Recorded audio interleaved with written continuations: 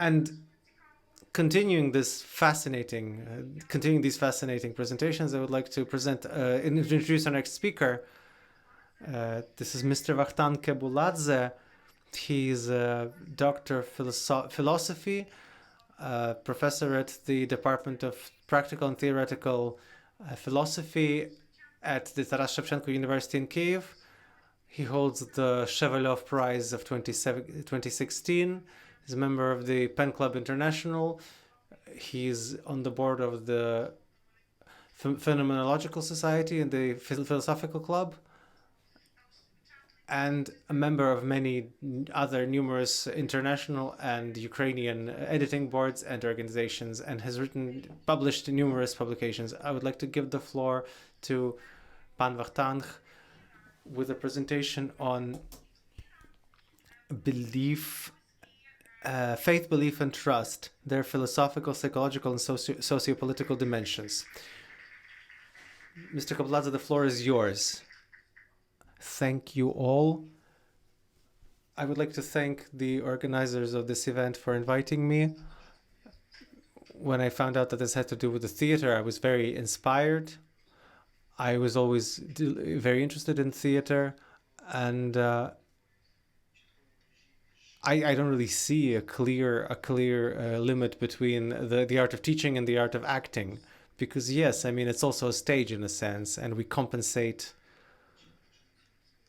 the teachers compensate their desire to interact with the stage and interact with the public. And I think there are many parallels and between what we do, between our different arts, because philosophy is also an art in a sense. And I will speak about partially as a philosopher, but also partially as I have another affiliation as a translator. So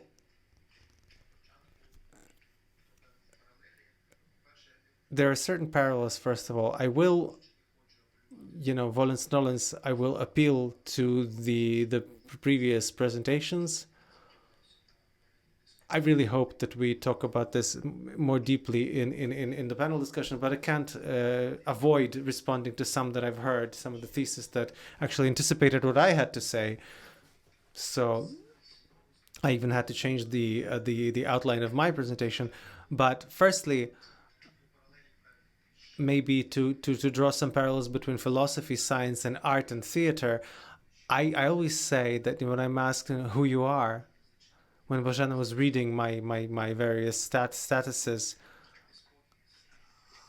I'm always uncertain about how do I define myself, because I think in modern humanities and also culture, there aren't clear lines, and the most interesting things happen at the intersection of different disciplines, different arts. It's this multidisciplinary discourse is, I think, the most interesting today. So I avoid this direct answer, giving a direct answer to who are you? Are you a philosopher? This is why I'm so delighted as well to be a participant in this event that has to do with the theater and the stage. So what are the parallels? First of all, and this has to do with trust, faith, belief, etc. There's the concept of vertical and horizontal legitimation in science and scholarship. Vertical legitimation is what we're hearing, our statuses, PhD, professor, academy, etc., etc., etc. So we climb this staircase, climb the staircase to the heaven of academic recognition, but primarily this social cohesion, this social glue, this horizontal recognition of the colleagues, of the peers is very important. And I think what you're doing now is, it's not just theoretical thinking about what is faith and trust, but it really is implementing these things. So when we have different festivals, different groups, different collectives that support each other horizontally, they create a joint project. I think this is that horizontal legitimation that creates that space of trust and common work that is important both for science and humanities and for arts in general.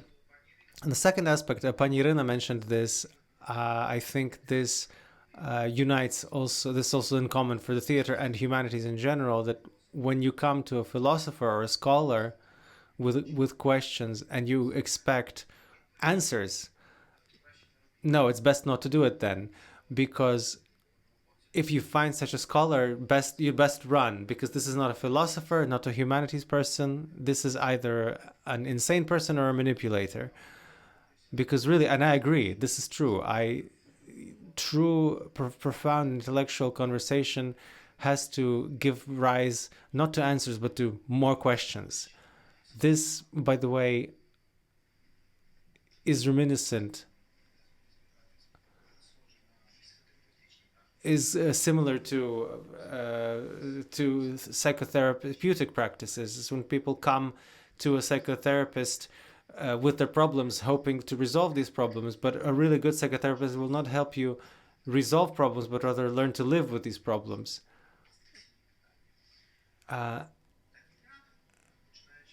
Same with theater, starting with Aristotle's Poetics. The main concept of which is catharsis. We come to experience something together and change, for the better, for the worse, or simply change, simply become different. Not to gain answers to questions and some expected pleasures, but to experience something together, whether it's a theatrical play or a lecture or an intellectual conversation, etc. And this also brings our practices closer together. And so now a bit closer to what I was actually intending to talk about. I've already mentioned that, another one of my functions or affiliations is translator. And I think it's also a very important part of any humanities culture, because ultimately any humanities practice is, in a sense, is translation or interpretation, because translation is always an interpretation. It's not just moving the sense of from one language into another language. And so there are no direct bridges, as translators know very well. And so I agree with Paul Ricoeur, who I think is one of the key methodological studies, the conflict of interpretation, because he shows that any intellectual practices are interpretations, are teachings of interpretation and understanding. And again, here's the similarity between theatrical art with art and humanities, and philosophy and humanities. Because, I mean, how else might we see a theatrical play? It's also an interpretation, in a sense. It's we still watch the tragedies of Sophocles or the comedies of Shakespeare. What is the difference between one play and another? It's the specifics of interpretation. Every time it's a different, unique interpretations, if it truly is an artistic event. Same thing with philosophy, same thing with humanities. It's always interpretation, it's always a new interpretation. And same thing with translation. I mean, translation is primarily that. And so I think it's a very important methodological aspect of any humanitarian practice. It's precisely that attempt to understand, well, what words do we use and what do they mean? And that's where we find ourselves in the territory of this methodology, where we don't even translate it from German. We just use this compositum from Raimund Koselleck, Begriffsgeschichte, which is a theory of concepts, a theory of ideas. And often our studies and our research begins with, well, what does this concept mean? What does this concept that we use mean? And there is this translator's idiocy when you start to thinking about a particular topic, and you come to this aspect of retranslation. When I'm translating from German or from English, let's say I translate something, it sounds good in Ukrainian, let's say I like it, but then what do I have to do? I have to do a back translation, right? I have to translate it back into the language of the original, and if I hit what the author had in mind, then it's good. And if I didn't, then it means that I didn't translate. Then it means that I didn't translate, but I made something up. And so this brings me then closer to my own topic, because when I heard the words face to faith, it's phonetic, it sounds great, it's a wonderful metaphor, but I couldn't think of other words, because when I did the back translation, or rather translation to Ukrainian, faith, but faith, what kind of faith? What kind of faith are we talking about? Because you know very well that English is an analytical language, it's very precise, and unlike Slavic languages, where we have this way of creating new meanings through suffixes and affixes and prefixes, the English language has a new term for almost every new concept that is completely different, phonetically, graphically, even although there's theoretically synonyms. And when I started thinking about this, I mean, I'm sorry, this is actually, I'm being facetious, because I've been thinking about this for a long time, but I have these three words, and also try translating my presentation in Ukrainian, right? Faith, belief, and trust. It sounds weird in Ukrainian, because two of those words will be translated the same if you look into the dictionaries. Faith has this taste of religious belief, let's say, even though sometimes faith is simply faith. The same way, by the way, I'm sympathetic to the translators right now, because I don't know what they're doing, but I wouldn't be able to do this. So belief, to me as a philosopher, belief is more or less a philosophical and even a logical term, because in modern logic, model logic, belief is contraposed to knowledge. I believe something to be the case, I believe something to be true, as opposed to knowledge. I know something. And by the way, in modern Ukrainian translations, there's a big problem when we translate logical terminology. How do we translate belief? Belief as opposed to knowledge. This is I know, this is for sure, this is believe, this I believe.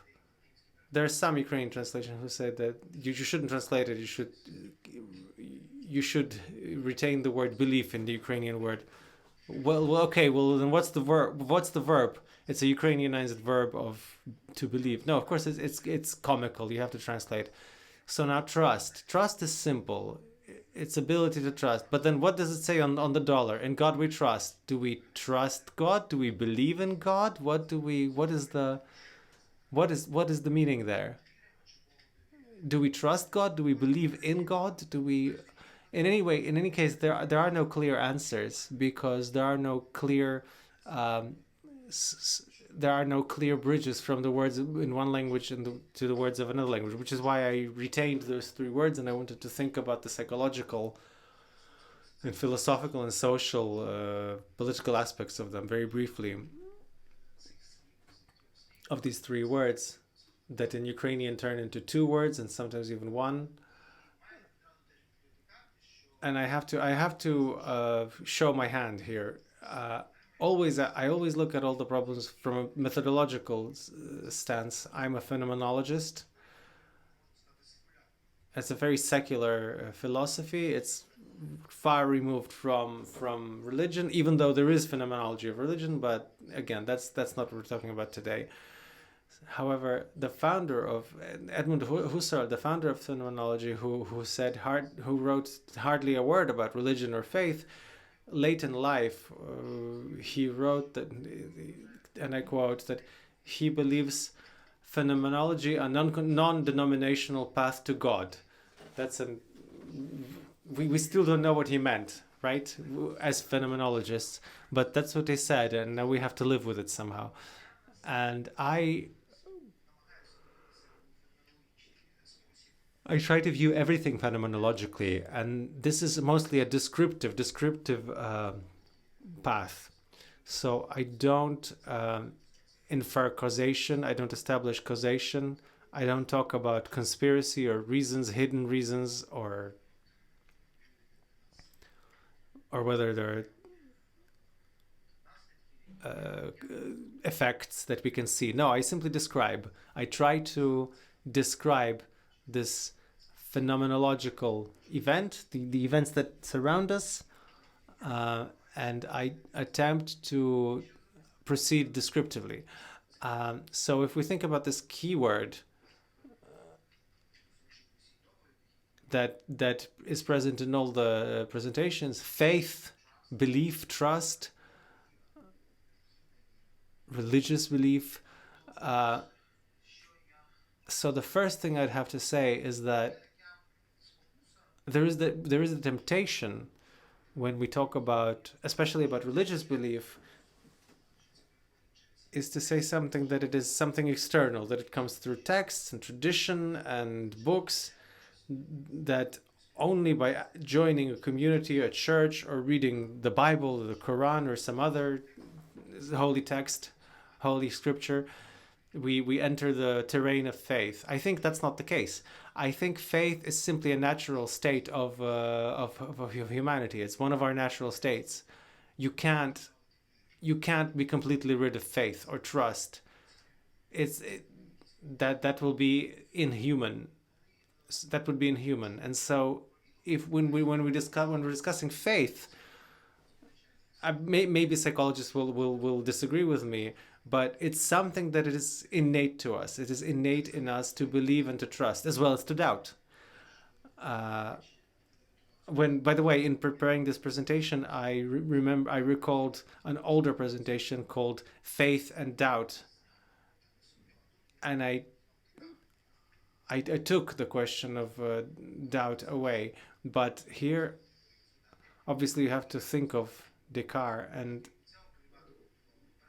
I will, of course, appeal to previous presentations. Doubt too is an organic state of a human being. You can't imagine a human being that doesn't doubt. Again, this would be a monster. This would be something non-human, or an automaton, completely uh, pliable automaton that simply believes everything that says, and there simply is a marionette that is being jerked around from different sides. So faith and doubt are complementary things, and they create that effective reality in which we live, because paradoxically we both trust this reality and also we distrust, we doubt this reality at the same time. We doubt that things really are the way they are. And I think that's ultimately the approach of a psychologically healthy person, of a sane person. It's that balance between a radical state of faith and a radical state of mistrust. By the way, speaking of theater, I think the aesthetic effect is precisely through this balance. On the one hand, we come to the theater, we understand that this isn't an everyday experience. We understand that it's like Schuster said, it's a separate reality, which he borrowed from James. But what happens on the stage is a separate reality, and in my opinion, now people might disagree with me here, that effect, that almost narcotic effect that occurs through us seeing, through what we see on the stage, in the theater, or on the stage, it's that balance between, yes, on the one hand, I believe that this is happening, but on the other hand, I don't. These are actors, both actors and their characters. The fourth wall is there, but can be broken. Right? You know this better than I do. In modern theater, when this fourth wall is broken, this imaginary fourth wall is broken, and if we completely dissolve and completely start to believe, yes, he's really going to kill her, well then you have to run up to the stage and save Desdemona, right? That's okay, so the aesthetic effect is completely destroyed. But if we are completely taken by doubt, then we will also not experience that aesthetic effect. We say, recently, like in in my youth, I wasn't too much of a. I loved the theater, and then a friend of mine said, you know, I, I stopped going. I stopped going to the theater, and I asked why. I said, well, let's say it's late in the evening, and some person shows up, a child, and they're acting as someone, and I start asking myself, well, who is this child? Why aren't they asleep? Who are their parents? Etc. Etc. Etc. So when that completely destroys the ability to perceive. It destroys that aesthetic effect, and so the theatrical, the perception of theatrical events of any kind of aesthetical reality. It's very important to maintain this balance between trust in what's going on and doubt. This healthy mistrust that this isn't reality. This isn't a real killing that's happening, but on the other hand, yes, I am truly experiencing this catharsis. It's the same thing in life, and ultimately, that reality effect, that effect of the reality that we believe in, that is to us self evident.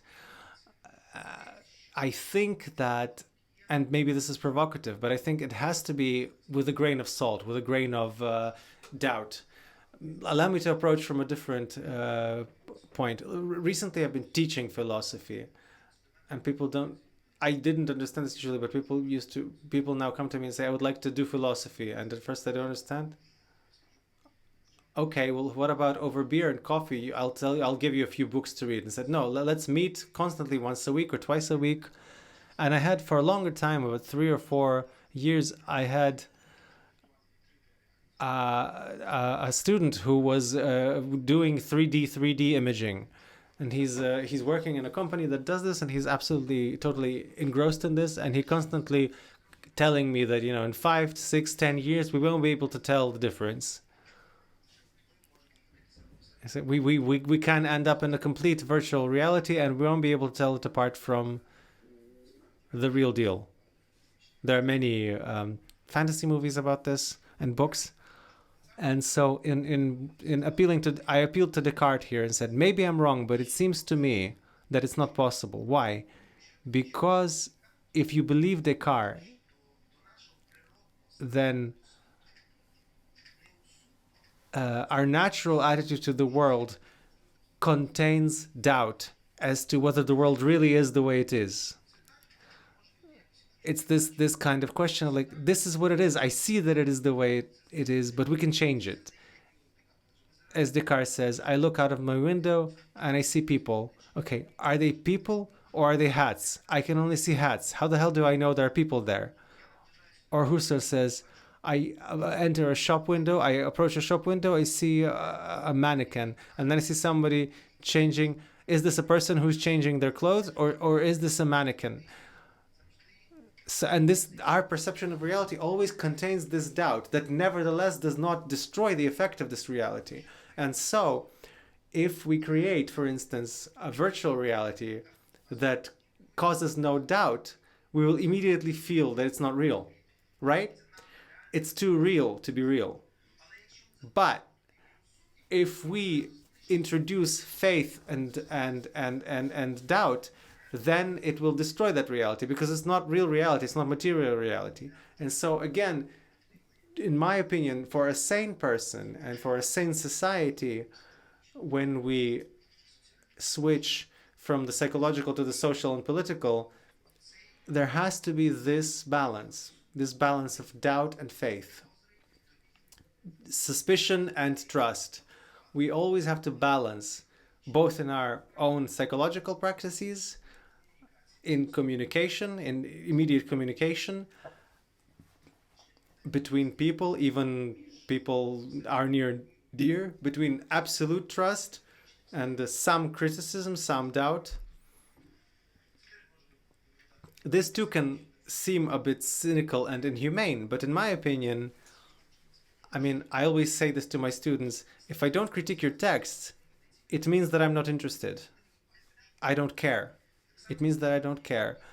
The same way, if I really care about a person, a good friend, or I'm not going to look at what they're doing with complete acceptance and trust. if I'm displeased with something, I will mention this. I'll say, no, I doubt it.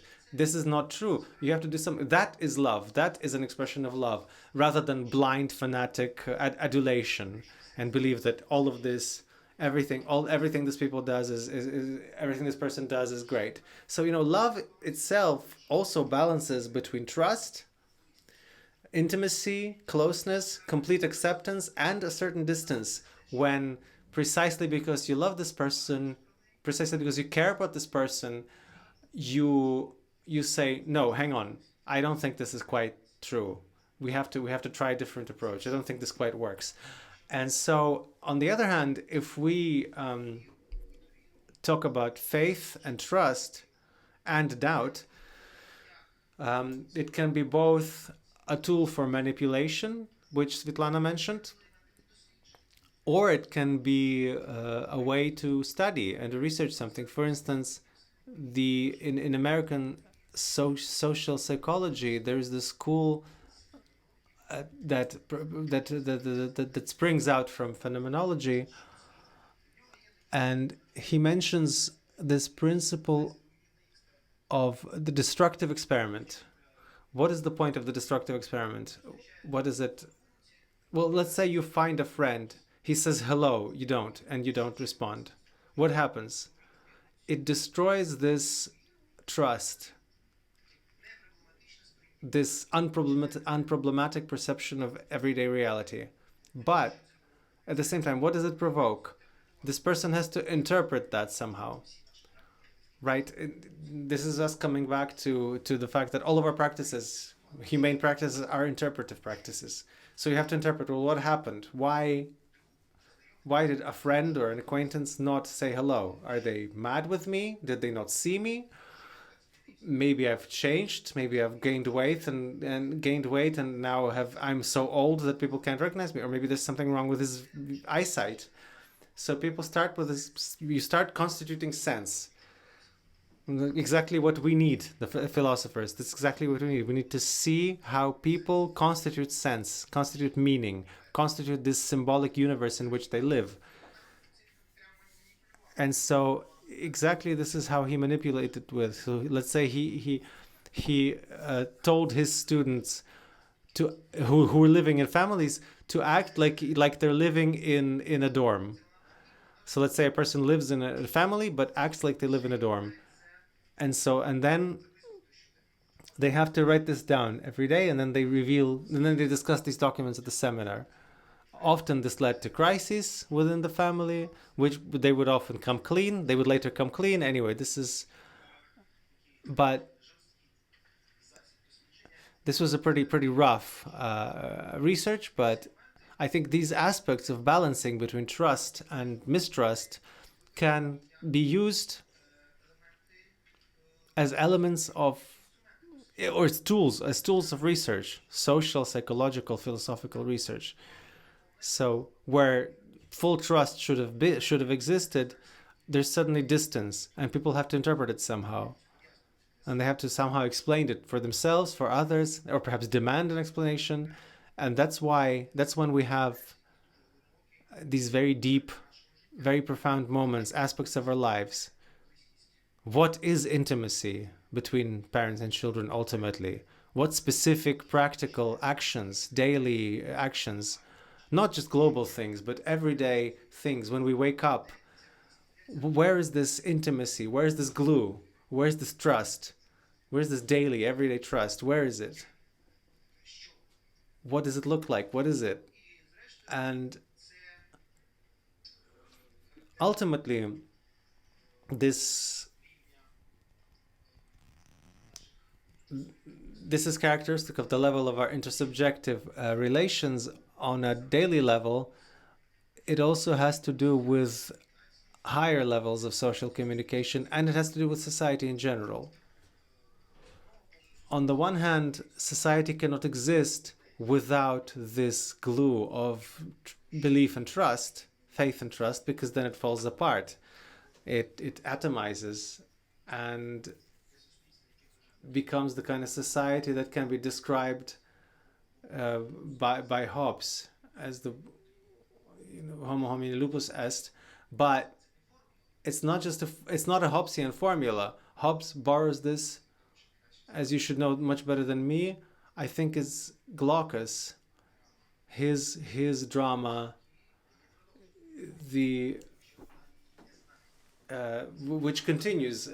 You are a wolf to another person if you don't know them. It's this lack of knowledge, lack of understanding that generates mistrust, generates enmity, which then creates distance. So societies without trust, where trust is absence, where there is no common belief in common social reality, common values, common goals, that society ultimately disappears. We're not talking about Gemeinschaft or Gesellschaft, community or society. It's just total atomization. On the other hand, societies of total trust, if we can imagine such a society, are also a totalitarian nightmare. When everything that comes into the social space brings forth total faith, total trust, without criticism, without doubt, without interpretation. Let's say whatever the Pravda newspaper says stands, is the truth, and this is where I okay, and this is where I approach the subject that is very important for us as citizens of Ukraine and for citizens of all post-totalitarian countries. We've all inherited from the Soviet Union a society of total mistrust, and this lack of trust. And I think this is also a very important question that I will only glancingly touch today. It's this hatred that the Russian Bolsheviks had for faith and for religion, whether or not it has to do with this attempt to destroy trust, social trust, faith and trust, religious belief and trust. I'm not. This is just an opinion now. I'm not prepared to discuss this now. Although my colleague wrote a book about on the origins and meaning of Russian communism. Where he holds that Russian Bolshevism originates from Russian Orthodoxy. Interesting connections. But however, be that as it may, I think all of us who live in the society can agree that we have inherited from the Soviet Union this total mistrust, this society of imitating trust, this, as right, this mentioned Pravda newspaper, right? Literally the truth.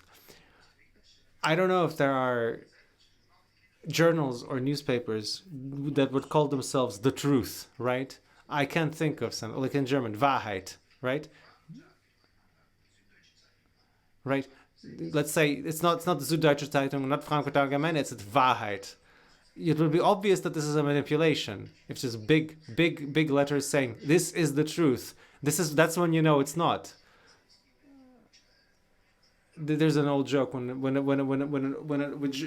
Soviet Jew is reading the truth, reading Pravda, where it criticizes the Soviet Union or praises the Soviet Union, criticizes the West, and he says, well, I wonder why, if everything is so bad, then it must be the opposite. In an essay I said that the Homo Sovieticus, the point is not that the person lied and was being lied to, and they didn't understood that this a lie. No, we understood that this is a lie, but we thought that the lie is a completely organic element of social reality, that it can't be otherwise, that a lie is not just a lie, but it's a necessary lie, that you can't live without it. And this imitated trust through the, whereas it be the Communist Party or the Communist Youth League, or where we're all sort of together, we all believe the same goals and follow the same goals and believe the same values, but in fact, total atomization, total mistrust, and total mistrust horizontally and vertically, horizontally to each other and vertically to the powers that be. And so in the 90s, we ended up in this situation of total mistrust for each other. And then this imitation practice fell apart, and we ended up truly in a society of, right, of homo homini lupus est, right? We were all enemies. And that's when I sometimes say that those who lived through the 90s in Ukraine or any post-Soviet country, they remember this.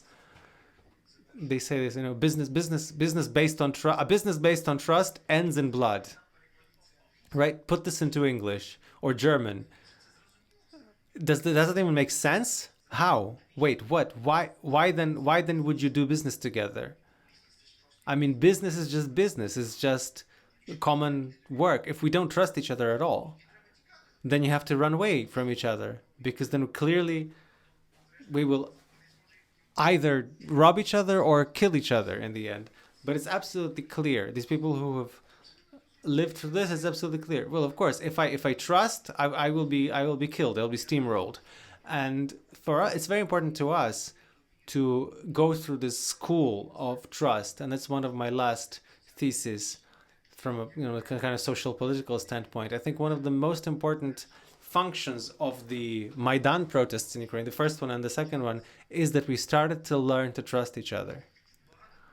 And it had many other goals. Some of them came true, others did not, materialized and did not. But I would like to believe that through this practice of mutual trust, and those who participated in these events know what I'm talking about, this trust through which we won and survived in spite of the horrible risks and pressure, I think this is very important. This is what will remain with us in spite of all the different political changes in our country. We started transforming from a group of atomized enemies into a society of solidarity, of competitors in solidarity. This is a very important switch, transformation for post-totalitarian societies. The belief that competition can be in solidarity, that we can compete and trust each other and believe in common values, is very important, and is what sets us apart from what sets a developed civilized society from these totalitarian, authoritarian societies that are completely destroyed as societies. It's not even a society, not just a community, Gemeinschaft, but even a society, because it's atomized. It's a group of atomized individuals, and I would like to believe that the events that have happened and continue to happen in our country give us this school of trust and a belief in common goals and common values. Thank you.